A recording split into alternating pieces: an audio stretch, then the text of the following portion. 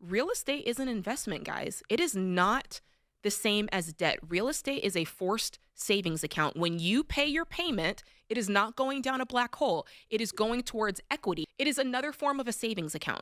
So for this, I think it's important to distinguish between a primary residence and a rental property.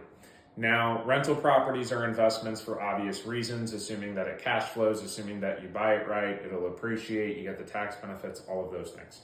Now, I do agree that a primary residence can be an investment, but here's the important distinction.